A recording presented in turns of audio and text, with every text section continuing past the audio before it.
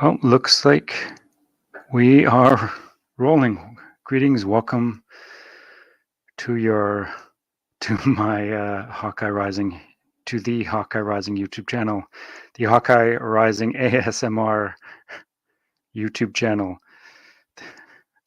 Doc Felipe breaking my balls. I hope, yeah, audio is obviously very.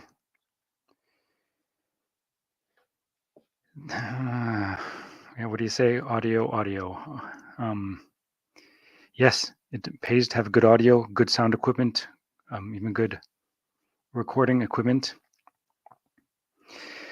We're getting there. So it's obviously at some point I would love to be able to upgrade to a much better microphone. I know better. I'm having some experience with art. Well, what do I say? Let's say I know the importance of good, clean audio, and the effects of poor audio on an audience, on an individual or a group. I know that one of the best, or one of the best example I can use, even my own response.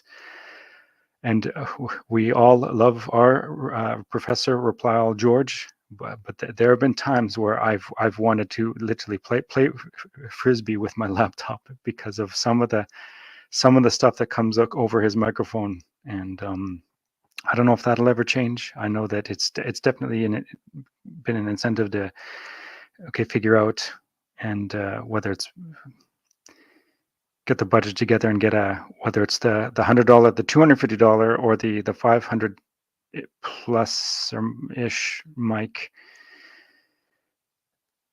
I'm sure whether some of you've had experience with this, whether going condenser or dynamic type. I know that the higher end microphones definitely, because we'll need an external have an external, what do I want to say, amplification, and need a lot of gain, which makes them very, you have to be very close to the mic in order to make a sound. So the beauty of that type of microphone is that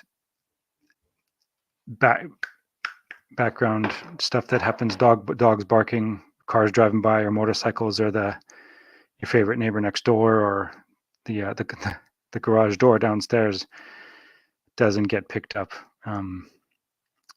The creaky chair, the creaky floorboards. Anyway, so figuring that part out. Okay, let's see. What's today? Today is. I know the date yet. I'm still looking at my watch. It's April the 7th.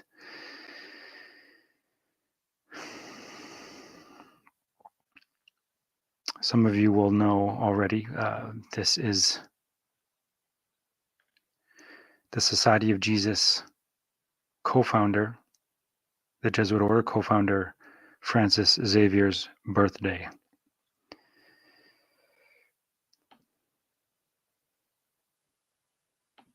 And just to give an exact date,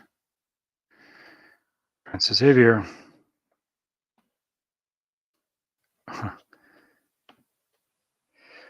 known as the Apostle to the Indies and Apostle of Japan. Yeah, so born April 7th, 1506, is a death date, Gregorian death date, well, Gregorian birth date and death date, December 3rd, 1552.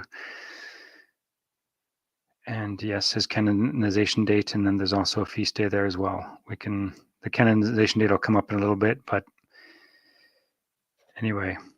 So let's begin. First, one moment.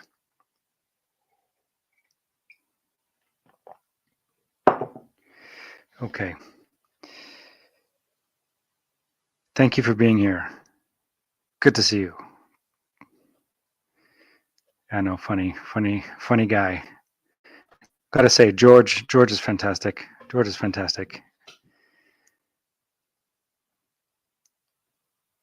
All the guys are fantastic. Anyway. Oh, first, let's That's care and share.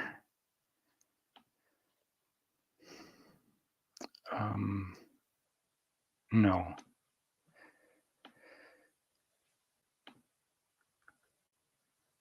Okay, one moment. How do I want to do this? Okay, let's just revisit this for a moment. What I did okay, so Christopher Julius Rock, first and last name. So Christopher, Chris Rock, Christ the Rock, gets a smackdown by Willard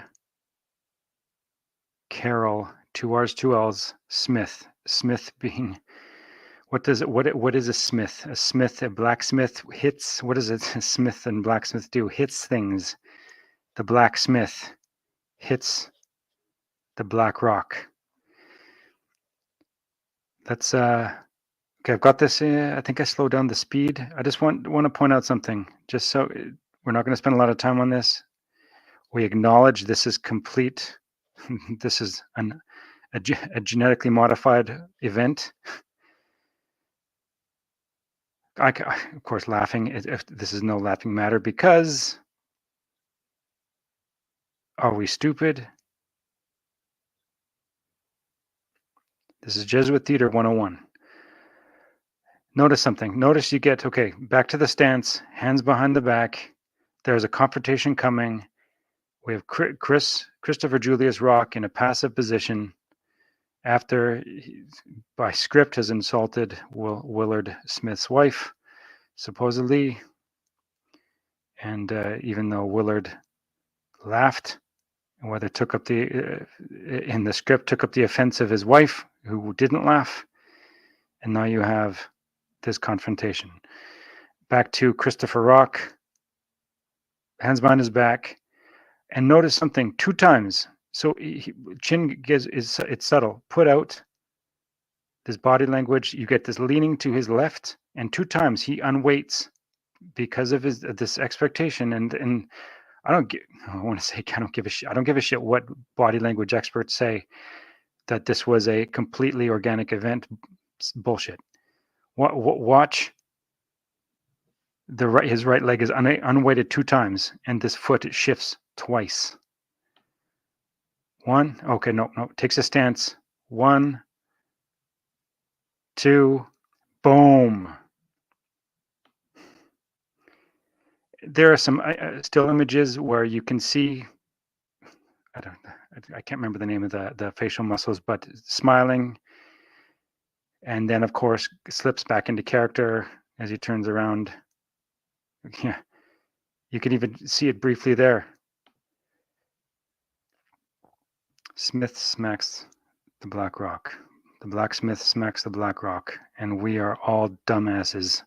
If you buy into this narrative that this is an organic event, let's okay. Try to put the material in order. Perspective. I kind of, well, sometimes there's no cycling, right? I kind of come from a background. Last weekend we have the Tour of Flanders. I just got to say, I thoroughly, it's bicycles today. Maybe that's showing my age too. It's a thing. I don't know, things that first world problems, things that piss us off, things that piss me off. Here's a lesson in perspective, though. You have we got the racers. Okay, I don't know if this is what. Okay, something that happened last time. I don't know if the audio is coming through or would come through. But okay, let's.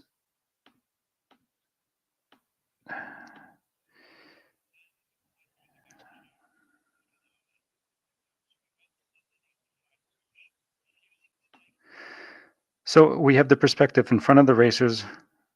This is the final kilometer of the race. You got the camera pointing out towards the say the two cyclists and a group approaching from behind. And the beauty of the perspective from up above. Okay, so we go from in front, which looks like they're close together. You got the bird's eye view from above. Obviously, a little bit of space. These two are going very slow at this time. They're not. Essentially, nobody's going for the sprint and for the win yet.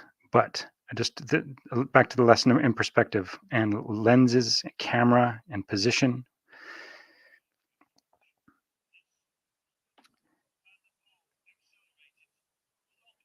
We're watching the race.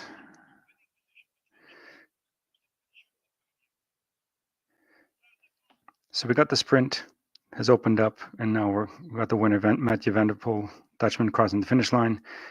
This perspective, the compression of this lens, looks like this group is all together. But let's fast forward. This is beautiful. Well, if little moments of inspiration. Winner crosses the finish line, grabs his significant other, and it's a beautiful moment. And the champ is celebrating his win with his love. Okay, bird's eye view. Let's watch that sprint from up above. Look at this gap.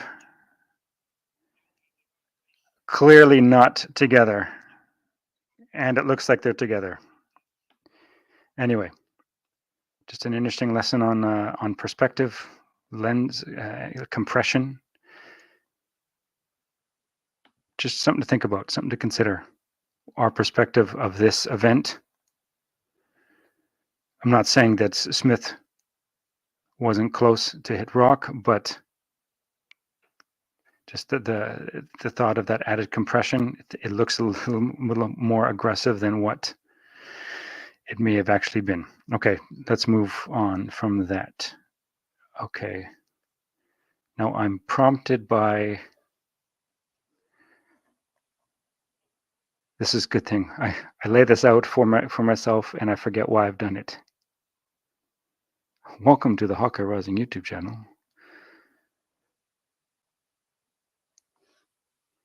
A sip of water.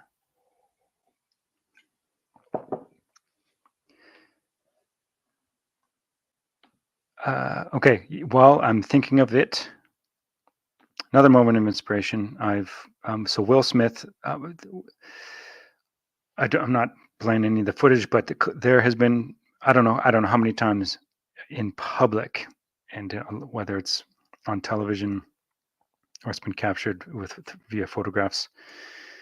Will Smith kissing his son Jaden on the lips, on the mouth, absolutely humiliating his son, to the point where when an interviewer would bring up the affection within the family, you could see the body language of Will Smith's son, and then the event would unfold and Smith would kiss his son on the mouth. And that, which reminded me of, let's see, another cringeworthy.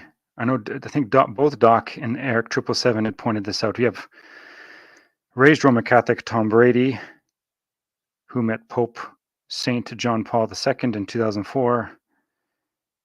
Where is it? Not only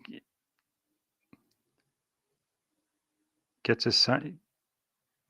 Well, there's once, and then he calls him back as he's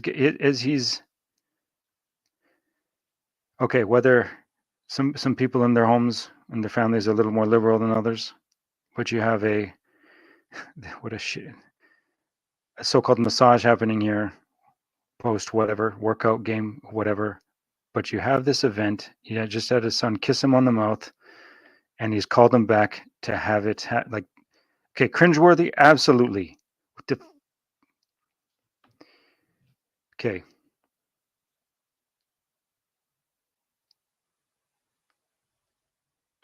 And something I noticed, because this is going to be brought up later, this is the user-edited Wikipedia page of Tom Brady. Okay, yeah, Brady, raised Roman Catholic. In 2015 interview, New York Times expressed he's less religion than he is spiritual. Less religious than he is spiritual. So he's spiritual but not religious. That's a lot of people can say that. What does that mean? Of course, that's rhetorical, but I want it. Here we go. Brady's health regimen includes transcendental meditation. My understanding of TM, whether it's guided, unguided, I don't know, for Brady, but whether there's a meeting of in the spiritual realm of certain spiritual guides. What's he actually meeting? Not that he's specifically spoken.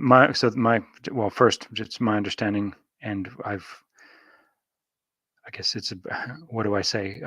My first experience was actually in college. A professor actually spoke about his experiences with at a local college. Him and other professors would gather in a group and go down the transcendental meditation path, and it was actually in a philosophy class discussed. One professor brought in another who spoke about transcendental meditation. Anyway, shared about his experiences. I was a brand new Christian, and we got into there was so much I didn't know. I was very naive and ignorant, but anyway, just all that saying, it was my first experience hearing what TM was. Okay, let's move on. Okay, while we're on Brady, youngest of 4 children, was raised Catholic. He attended Junipero Serra High School in San Mateo, a Catholic preparatory school. Him and his wife had a Catholic wedding, baptized their son in the Catholic Church. Brady has another child with a previous girlfriend, though he was never married. Junipero Serra. I don't have the image ready, but I know Doc had some time ago. I think in Washington D.C. there is in a particular building there is a statue of Junipero Serra, and there is an image of Pope Francis during his 2015 victory lap in September. I think it was 22nd, 23rd, 24th. And on the 24th, specifically, where he stood in the House of Representatives between the two fasci, or fasces, I can't remember. Fasci is plural, fasces is singular. And I think received a standing ovation from all sides. And yeah, red and blue. There is no red and blue. It's all it's a facade. Let's see. And what's my point? My point is this image. So staged image, you have Francis. What Doc pointed out was in this image, you have a subtle line of tape on the floor, Pope Francis standing in front of the tape, and I can't remember what the tape had said, but it clearly everybody else had to stand behind. And one of another prominent figure in that photo behind Pope Francis was then Vice President Joseph Robinette Biden. Anyway, so today, Francis Xavier's birthday.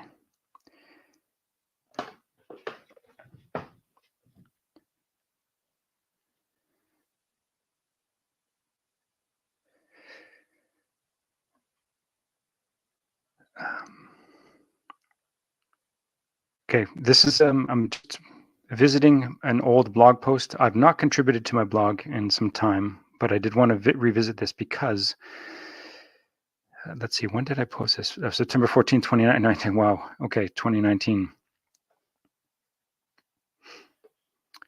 I did want to revisit Quentin Tarantino's Death Proof briefly. Released the evening of April 6th. Would have been April 7th in Rome. So on Francis Xavier's birthday, notice, I think it can be debated what kind of car this is, whether a late 60s Camaro, whether it's anyway, it could be debated. But in the film, it's what, a 70. No, sorry, there's two different cars used in the film. One's a 70s Nova, Stuntman Mike, Kurt Russell's character, and then he's driving I don't want to get this wrong. A Challenger, I believe. A 71 Challenger. Two events, okay.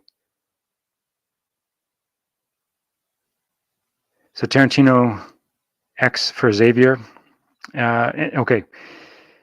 Something I've noticed, eye contact beyond the fourth wall before the cinematic blood sacrifice. Okay. So this is released in 2007. You have this moment, and again, this is a rare, what, I'm forgetting my lingo here, not a technique, a cinematic technique, but it's called, well, for lack of because of my having a moment, a cinematic move. You have Russell's character, Stuntman Mike, locking eyes with the camera, so essentially breaking the fourth wall just before this scene, where in Stuntman Mike's Nova, after he's killed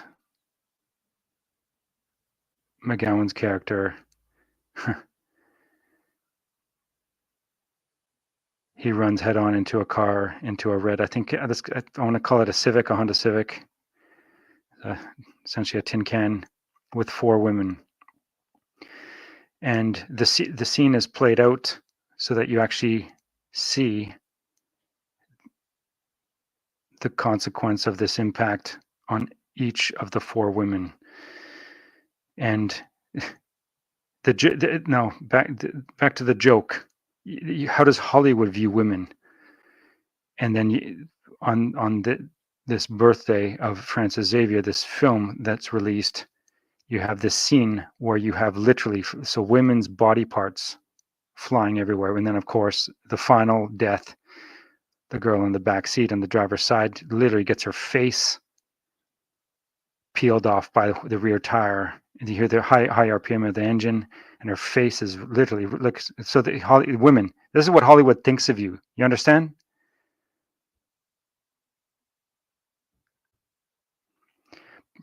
Proved graphic sequence. So Death Proof was released the evening of April 6th, double billed with Planet Terror. Okay, what else did I want to bring up? Okay, in brief, something else so and I know I've brought it, I bring it up later. Where is it? Here. This trend, okay, it's a cinematic device. I don't know what I want to call it. Me and my lingo. Turning in the fourth wall. So you have them in the Matrix film. So I just want to, I'm not that we're moving on to the Matrix yet, but this is the beauty of being at my age. I'm in my 40s. I was in 1999. You have the releases. So I was early 20 or 21 when the Matrix came out, the first one. Game changer, absolutely. I think if you never got to see it, the world pre-Matrix, it's almost like the rotary phone and the cell phone. If you didn't grow up in a house with a rotary phone, you're not going to understand. But this film changed things. Okay, so Trinity breaks the fourth wall. Looks through the lens at the viewer, at the audience, and okay, let's go back to Stuntman Mike.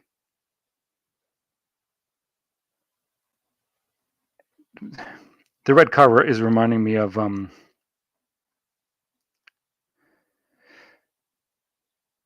who's it reminding me of? It's reminding me of Deadpool 2016. You have I'm not familiar with the comic history of Deadpool. From what I understand, that is one of his an element of the Deadpool comics is that in the comics that the Deadpool character will break the fourth wall even in comic and talk to the audience or make comments, and just like Reynolds, who shares the same birthday as Ignatius Loyola, Ryan Reynolds, does in the Deadpool films. And anyway, it's just been interesting since the release in 2016 of the first Deadpool film. This idea that the fourth wall is broken. We're not just viewers in the cinema. We're in the movie. Does that make sense?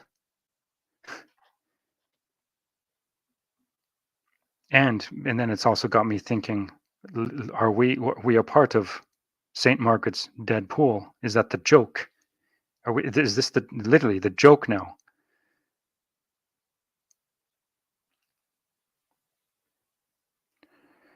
Okay.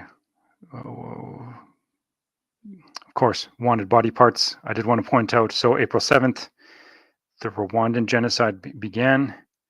Weapons of choice, the machete. We also have, so April 8th in 1994, Kurt Cobain's body was found in Seattle, in his Seattle home, 1 month after his drug overdose in Rome, Italy. So I believe it was March 3rd that occurred. And what's uncertain, or it's listed that Cobain, his death date is listed as April 5th, 1994. That's what it's published or listed as.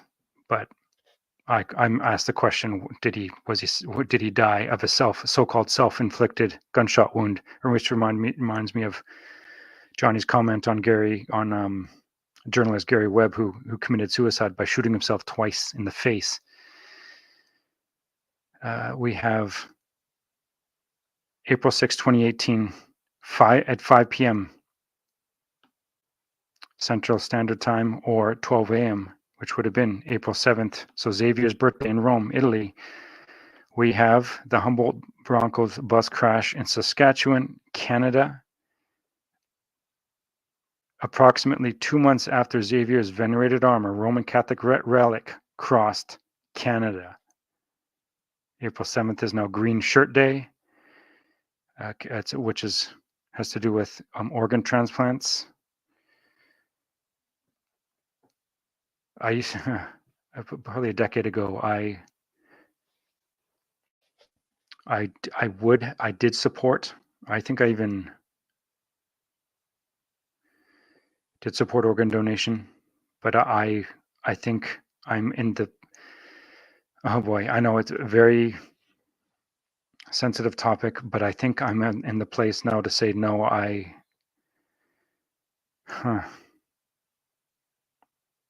Yeah, it's very interesting. I think it's not uncomfortable subject matter, but now I'm more uncomfortable with it because of the bigger picture. That's another topic, another story to get into. So let's see. Following the death of Humboldt Bronco Logan Boulet and the Logan effect. Yeah, interesting. There were 3 Logans that died, that were listed as victims in this crash. There was to take the story to another level, there was also a young man named Xavier Labelle who was listed as a victim in this crash, who was misidentified, and I think it was 2 days later was properly identified in the hospital under somebody, I can't remember the name he was listed as, but Xavier was listed as died. 2 days later, he was listed as alive, and because he had been unconscious, but he was misidentified for 2 days. So his family thought he was dead, and then found out Xavier Labelle was actually alive. Okay, so back to Xavier's "Turn Me On, Dead Man." That's a Beatles reference. Holy Relic crosses over Canada, January, February 2018. So that's Xavier's severed arm. This is from the National Post. The holy and uncorrupted arm of an ancient saint is crossing Canada in a 2-week tour that began this week in Ottawa and Quebec City. Here you have The Arm, quite popular. I believe people knelt down, cried in front of it, kissed it. Okay, it is in a plexi type case. Doesn't stop people from kissing the case.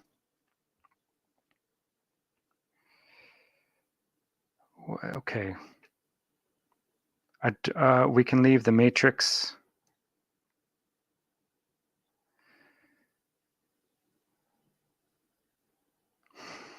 Let's see. Yeah, we can leave the Matrix for another time. I did want to point out, obviously, like the pus. I think it's for me. Okay, one more.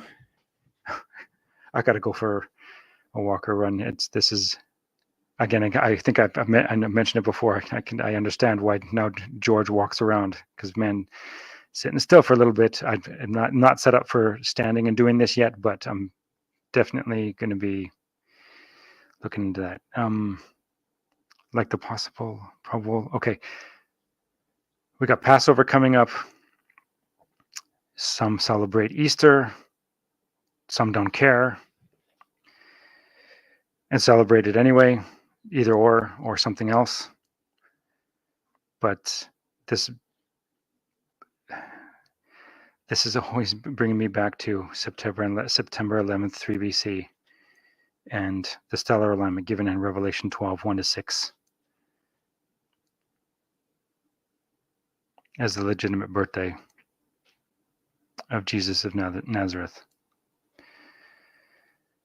And then, of course, Google sharing a birthday with the Jesuit order, September 27th.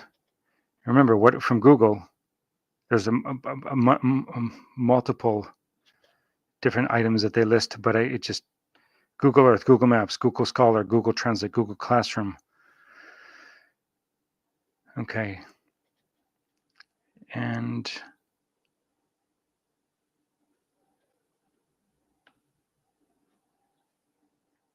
okay, another blog from September 30th, 2019. Another Tarantino film. This is pointing out, I think, something I've brought up before. Okay, if you've not heard, I broke down the scene before. Pulp Fiction,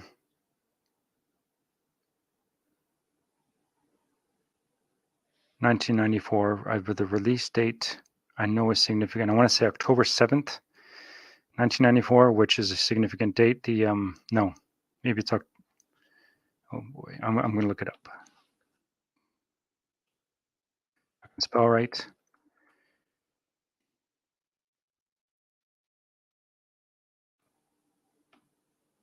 October 14th. Has an October 14th, 1994 release date. So that's the that was the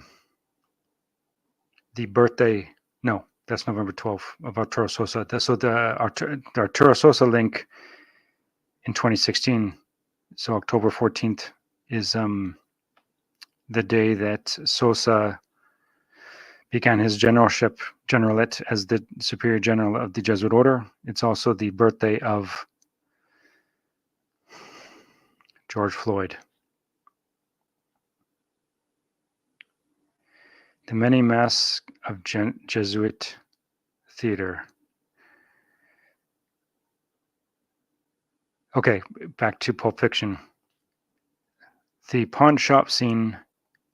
If you want to understand Canadian history and thus North American history, but right now, let's say specifically Canadian history, here's what lays it out. And, refraining from dropping an F-bomb, but I've said it before. It's sick. It's disgusting. But if you're grounded, check it out. But don't. But the symbolism that is laid out within this whole sequence. Marsalis Wallace, orange shirt. You have Butch Coolidge in a white shirt soaked with, well, it was completely white, but as a result of fighting and being punched in the face, it's turned it red. Now these two are bound with, I can't remember what you call, anyway, essentially turned into pigs with these, is it S&M type gags? Anyway, I title this section, The Many Massive Jesuit Theater. Man is least himself when he talks in his own person. Give him a mask and he will tell you the truth. That's Oscar Wilde. Canadian History 101. The father of Canada, also known as Jacques Cartier, which it comes up a little later in the article. History books will tell you when he first laid eyes on the shores of what would become Canada. I'm quoting him. This might be a subtle paraphrase, but Cartier declared, "This looks like the land that God gave to Cain." That's significant. You have a French Roman Catholic, so essentially under the symbol of the fleur-de-lis, a Roman Catholic declaring, "This looks like the land that God gave to Cain." Okay. Before reading, first familiarize yourself with the Jesuit order, extreme oath of obedience, and note the verb and noun extirpate and execrable. I don't know if this link is still, but anyway, I will read. This is the portion I cited. I furthermore promise, so this is from the fourth vow, or the extreme oath of obedience. Remember, the first three vows of the Jesuit order: charity, oh boy, poverty, charity, poverty, chastity, and obedience. And then the fourth vow is an extra oath of obedience.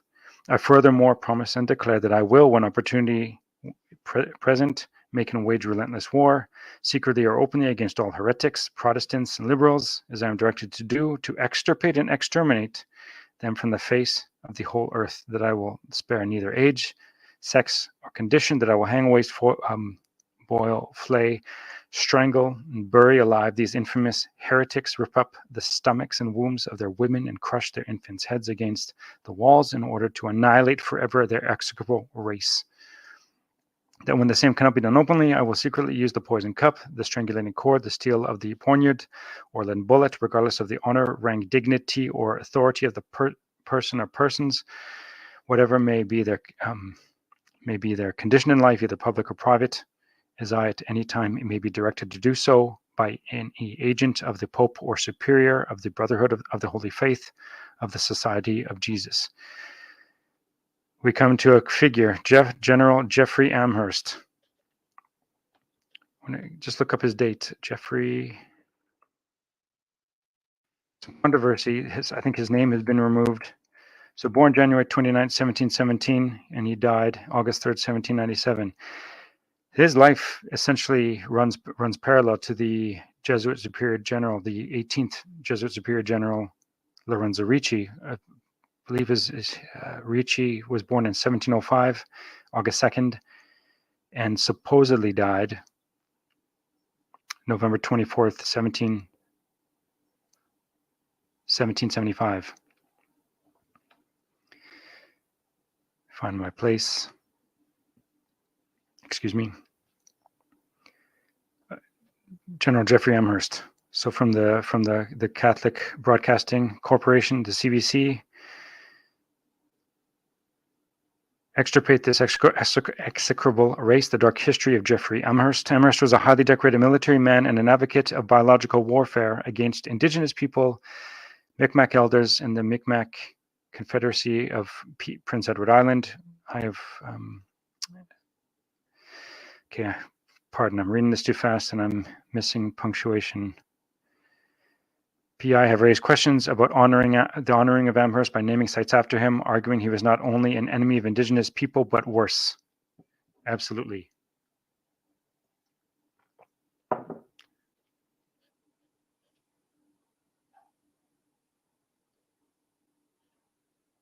Because let's point out, Jeffrey Amherst, the first Baron Amherst, former Governor General of the province of Quebec. Field Marshal Jeffrey Amherst, first Baron, was a British officer and commander-in-chief of the forces in the British Army. Amherst is credited as the architect of Britain's successful campaign to conquer the territory of New France during the 7 Years' War. And of course, we're getting into Louisburg, his history, Battle of Louisburg, and so on. But who is? You have the red coat, the British Army officer, and so essentially when this man was at the head of the spear when New France essentially was won, well, or let's say the beginning of the British invasion, and then back to blue and red. The French ownership was given over to the red, Britain. And what does Britain? What marks Britain? The 8-pointed star, the mark of Cain. And remember what I said. What did Jacques Cartier? Is he a prophet? While I'm speaking of Cartier again, it's not listed, or it's not listed to what I have found.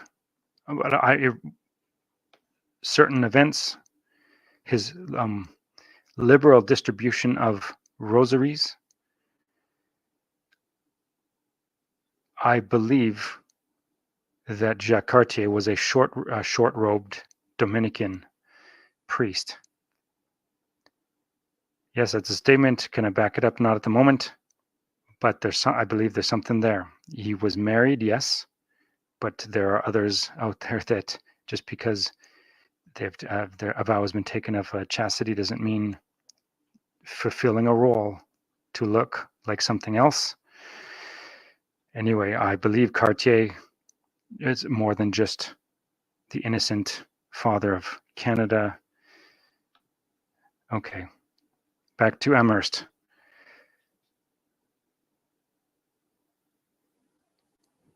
To say Amherst was a decorated military man would be an understatement. He was a field marshal in the British Army. He served during the 7 Years' War in New France, or modern-day Nova Scotia.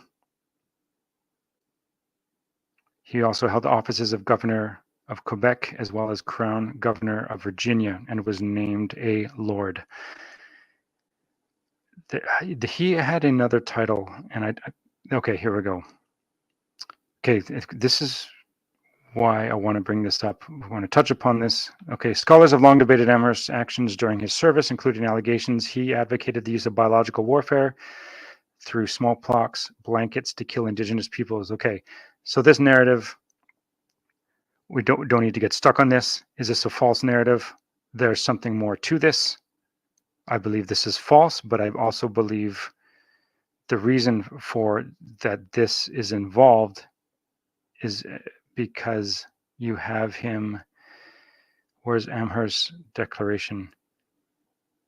A text of Amherst's letter reads, "You will do well to try to inoculate the Indians by means of blankets, as well as to try every other method that can serve to extirpate this execrable race." As if he's quoting verbatim in part from the fourth vow. And I've asked before, was Amherst a short-robe Jesuit? His death date being the day after, so in August, he has an August 3rd death date, which makes, yeah, his death date came after the birthday of Ricci. Of course, conjecture. I see those things. Maybe it's meaningless to many. I see meaning in that. Order of the Bath, Honorable Order of the Bath. You have him, yeah, you have him wearing the 8-pointed star. And why? Okay. Since you close relation with numerous personalities on the opposite side, okay. I don't know. I don't want to spend too much more time on this. This is something, of course, to be explored later at some point. I just point out General Jeffrey Amherst may or may not have been a Jesuit. However, his words and deeds were indeed Jesuitical. Clearly, because in part you have the narrative of blankets distributed among the indigenous and laden with so-called smallpox or whatever that means. But the fact that you have the extreme portion of the extreme oath attached to that so-called event, that is very, very, that's telling in and of itself. Okay.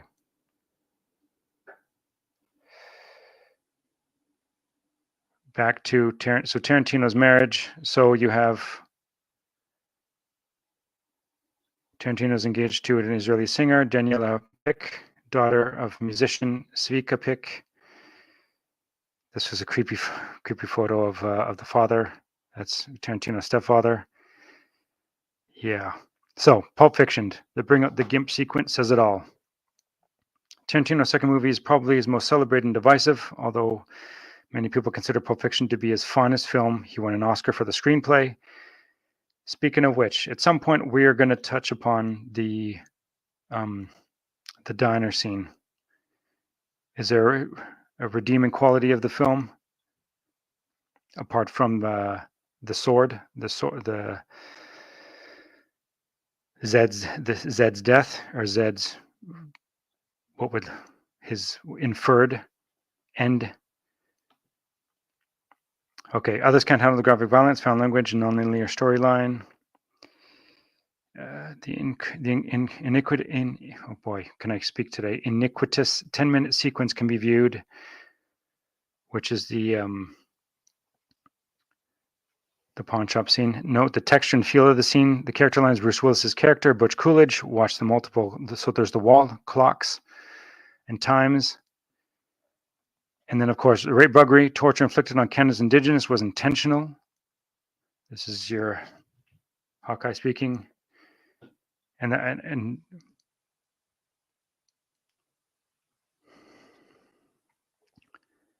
how uncomfortable it is you have to sit in that.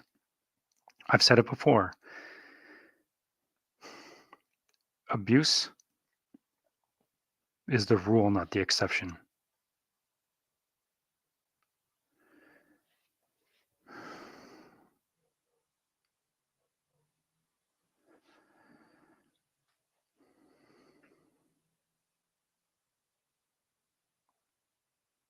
However, the system reaches far beyond Canada. The worldwide system has been named the Podocracy by author Johnny Cerrucci and proves its existence through all human history in his book, Eaters of Children, The Podocracy Exposed, how access to power is granted through the rape, torture, and ritualistic slaughter of the innocent.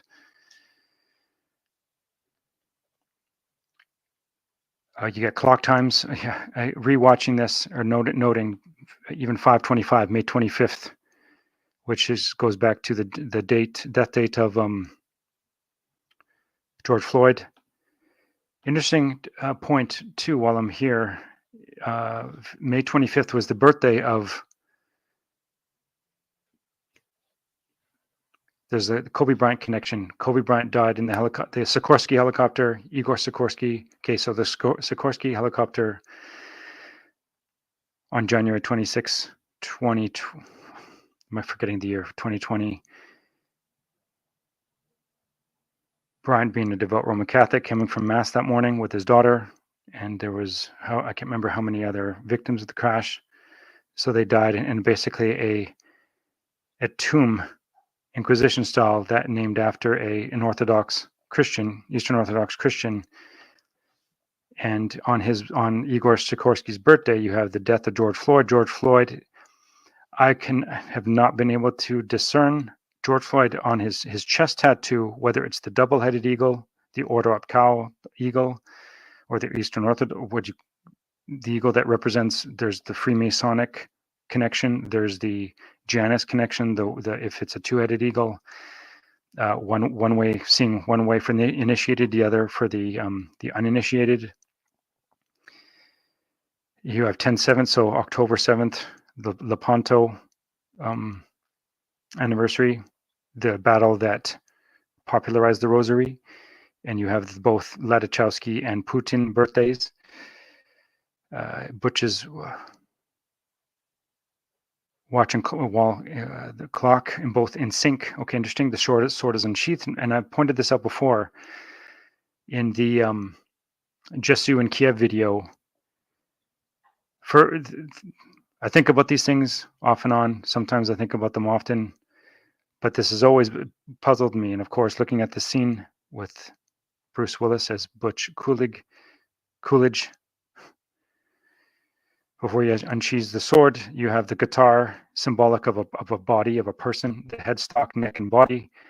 And at the head, you have the clock with the rainbow and the clef, or can be noted as a treble clef. You also have the Stauros and Patibulum symbol.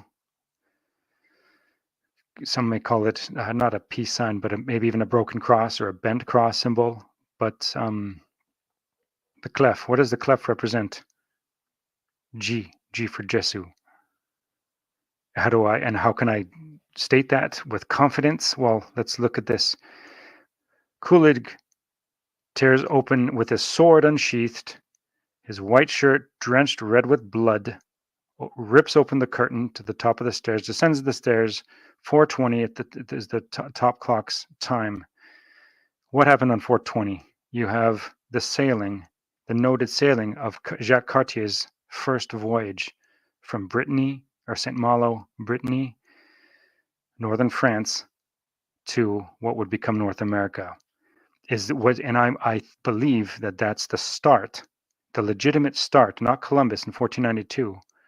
Okay, debatable, sure, but the beast out of the sea, which would, of course, empower the beast out of the land of Revelation. And I believe the start date was April 20th, 1534. So you have the 4:20 acknowledgement, you have a different acknowledgement of time, and then you have the 419 acknowledgement. And of course, one of the most infamous or famous dates, well, to us and hopefully to you too, 419, April 19th, the date, specifically 1541, the date of the election of the first Jesuit superior general, Ignatius of Loyola.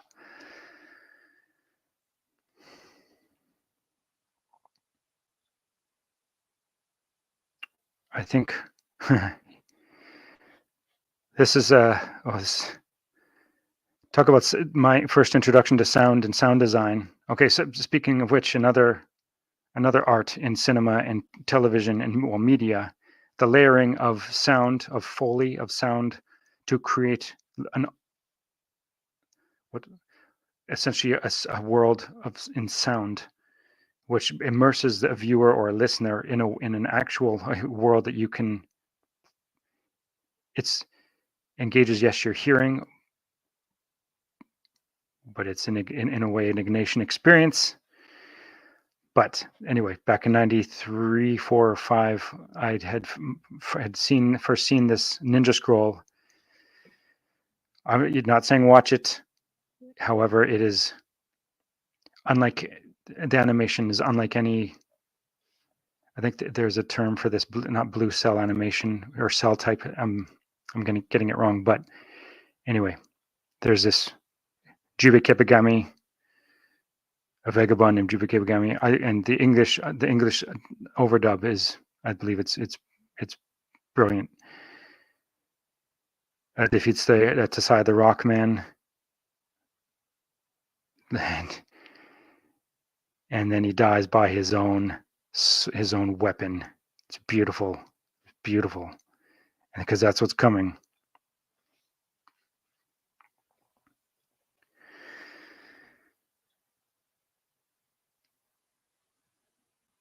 Okay, let's okay, let's revisit this. Back to the Pulp Fiction pawn shop scene.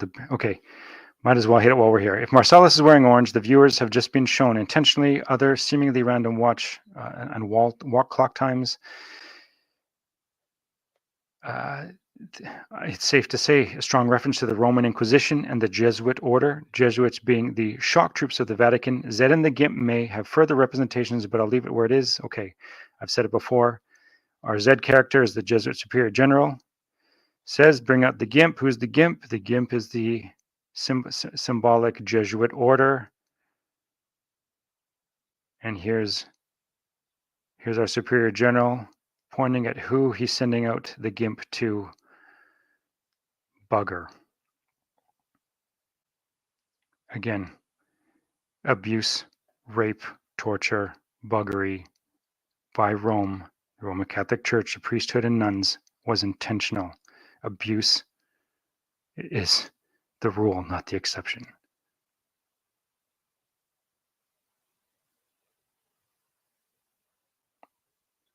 Do you support the Roman Catholic institution? This is an attack on. This is a calling out of leadership or an exposure of the leadership. Not okay. I guess what I want to be clear about is this isn't attacking brother and sister Roman Catholics. We all come from somewhere. We all can easily acknowledge that, but we have to acknowledge who and what the institution is. Literally the fourth and final beast of Daniel and Revelation, the Pope. The office of the papacy is the little horn power, the Antichrist little horn power.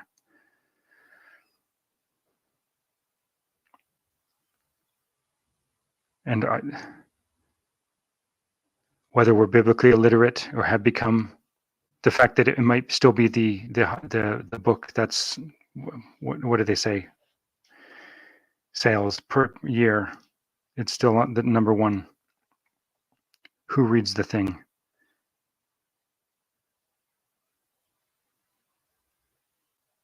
And in our ignorance, look at what we've allowed go on. And I feel okay. Okay, while I'm here, I did want to read. Okay, am I getting to what I want to get to? There's also a reason. Okay. Edward Bernays, born November 22nd, 1891. What else happened on November 22nd? 1960. I want to say 1963.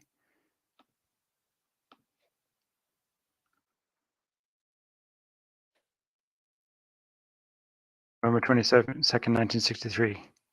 And why does that footage exist? I want to pronounce this right. The Zapruder film exist.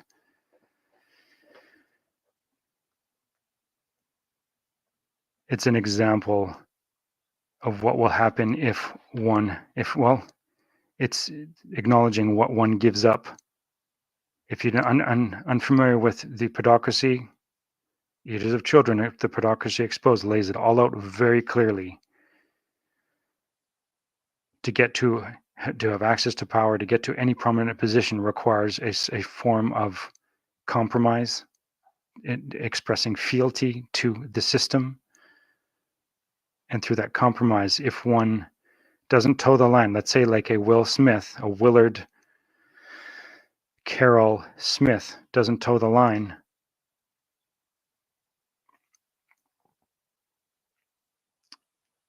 something would happen.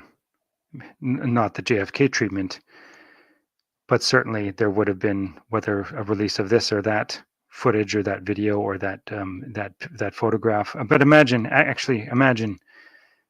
Now talk about if Smith had any balls. I come from. It was scripted what he had to do, but if he had said no and refused to do it, regardless of what the cost, anyway, we can acknowledge by then that he is thoroughly compromised, regardless of whatever interviewer interviews where he said he loves the Lord. Which Lord? Which God? Okay, back to Bernays. The idea of propaganda. And again, thank you, Eric 777, pointing this out. I got a list of books and a pile of books because of you too. But the introduction, I just wanted to read. Prior to World War I, the word propaganda was little used in English except by certain social activists and close observers of the Vatican. And back then, propaganda tended not to be the damning term we throw around today. The word had been coined in 1622 when Pope Gregory XV, frightened by the global spread of Protestantism, urgently proposed an addition to the Roman Curia. Remember, 1622, the canonization year, on March 12th, of Francis Xavier, Ignatius Loyola, along with Teresa of Avila.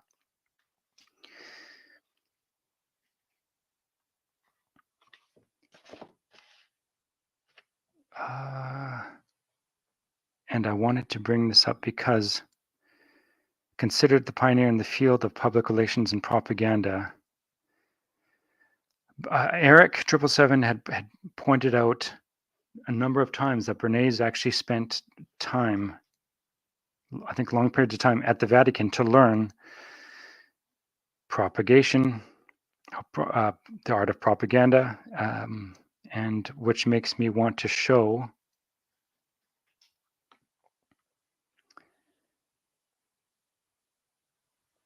this John Wick scene. I know this is quite some time ago. From John Wick 2. It's a deleted scene. It does say meeting the Pope, but this is not the Pope. I'm coming at it as this is a scene which is deleted where Wick is getting permission from the prefect of the Congregation for the Doctrine of the Faith, the renamed Inquisition.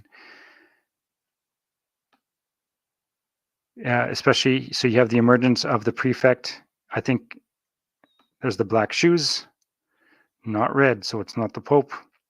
Not saying, yes, I realize that Pope Francis wears black shoes, but I believe that's also because he's a Jesuit with his black garb underneath. But you have this uncanny look. To me, kind of looks. And then, of course, there's the coloring. I can't remember the name of this cap and his cassock. I want to say, okay, whether it's scarlet, but this in part looks Ratzinger-esque. Ratzinger was a former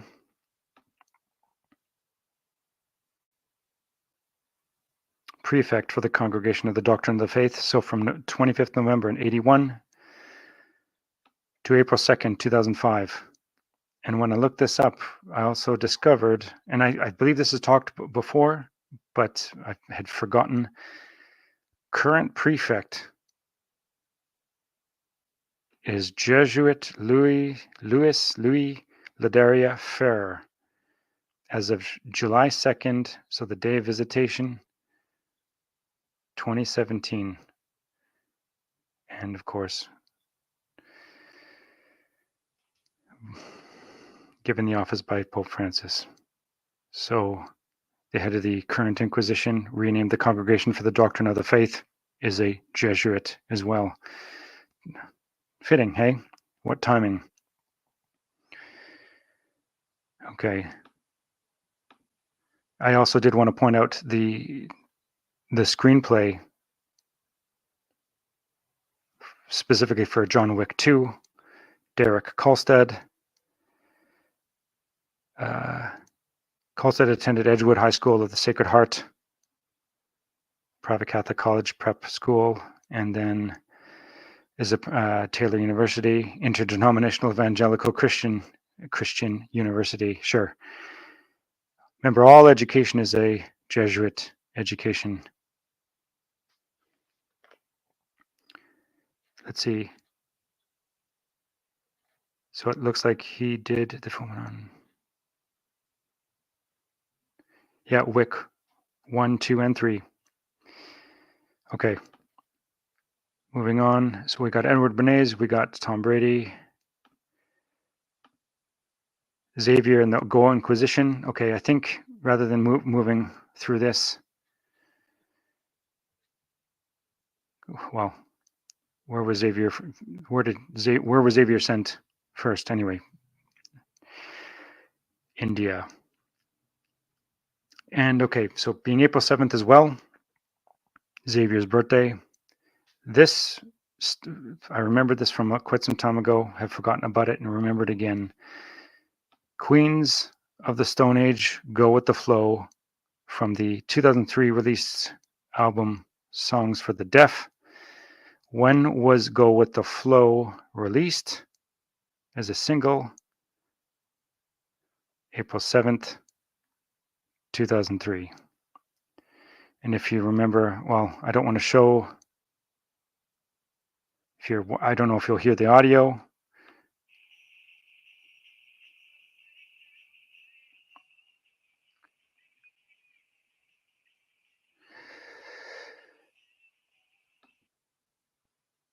See, you got the band in another truck. These two trucks heading towards each other, high speed. You have the bad dudes in the, you could call them Juggalo masks, of course, with the brand X, similar to the Death Proof. There's a license plate in the film. Actually, there's license plates. That's another whole nother topic as well in Tarantino films specifically as well. But there's a brand X license plate in the Tarantino film Death Proof. So you have the X here.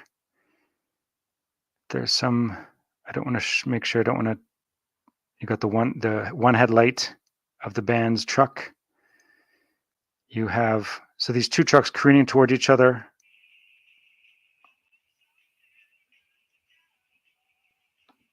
Yeah.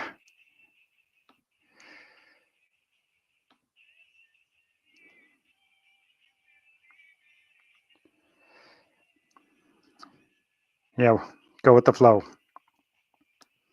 Sure, go with the flow. April 7th. What's interesting? Here we go again, using interesting. You have the one eye. You have Josh Homme. I don't know a lot about the background of the band. I know Josh Homme has said his religion is music. Speaking of which, he also does. Okay, credits Transcendental Meditation. Practices Transcendental Meditation. Okay, these two trucks, high-speed crash, but you have this slow. Well, there's this sexual symbolism too with the male and female. The giver, the receiver. But remember, we're dealing now with a bident, not a trident, not a lightning bolt. Which god wields a bident? Let's see, and it goes back to, okay.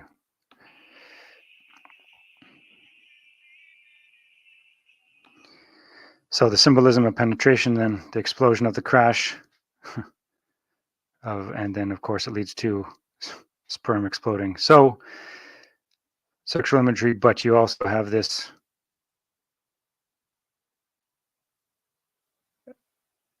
video with this imagery, again, released April 7th, 2003, 15 years literally before the Humboldt bus crash on Francis Xavier's birthday.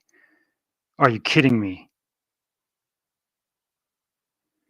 The Bident, Pluto, Death, Hades. Who now holds the who now holds the keys to Death and Hades? I know, again, they got Passover coming up. I've mentioned this before. What day was Yahushua Mashiach crucified? Was it Good Friday? There is a very strong argument that he was actually crucified on a Wednesday, the day of Odin, the day of Wotan, the day of the one-eye God.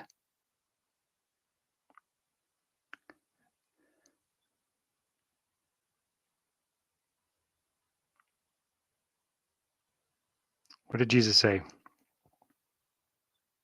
when asked for a sign by the leaders?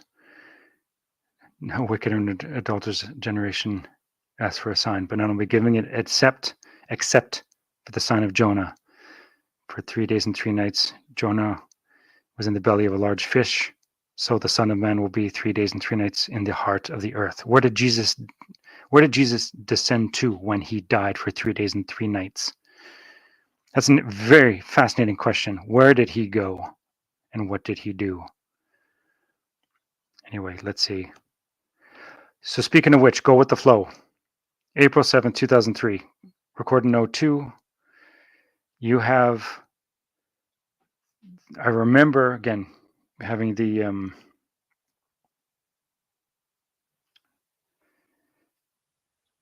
like the Matrix living when the video was released, remembering that the rendering. Okay, so the music video for Go With The Flow was filmed in England by Shinola.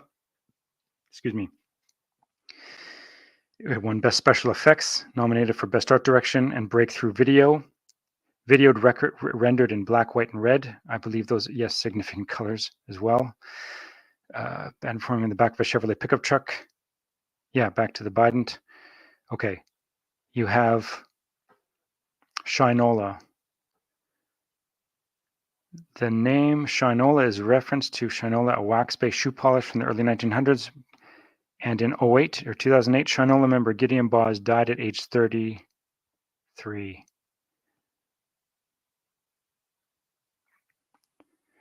33. Was it I don't know how he died.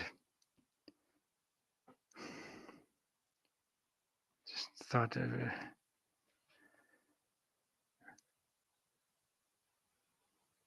think it reminds me of Byron Kennedy after Mad Max died at 33. Accident or ritual sacrifice, who knows, right? Okay, I think we are going to leave. How long have I gone for? Oh my goodness. Okay, friends. Thank you so much for being here. Thanks for when you're seeing this. This is not live. This is pre-recorded. And my goodness. Okay. Okay, as we prepare for, if you celebrate Passover or recognize Passover, Pesach, or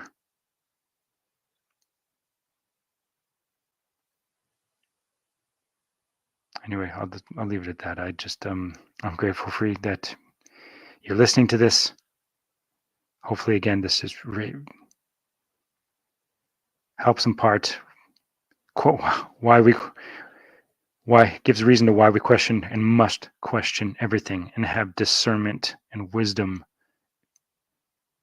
And again, question everything. Question authority figures. This isn't about rebellion.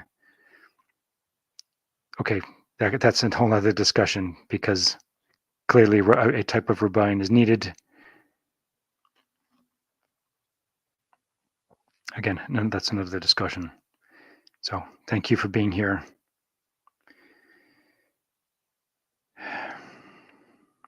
These are interesting days. These are dangerous days.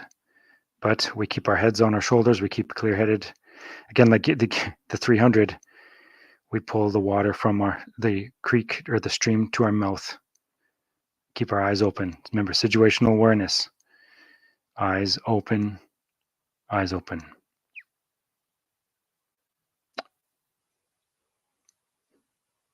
Blessings to you and your families. Okay. Bye for now.